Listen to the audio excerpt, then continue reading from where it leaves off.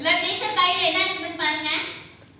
தாத்தா பேர் என்ன சொல்லுங்க சொல்லுங்க.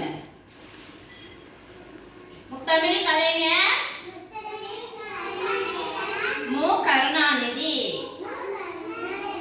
ஓகேவா? இன்னைக்கு யார் பிறந்த நாள்? இன்னைக்கு யார் பிறந்த நாள் சொல்லுங்க.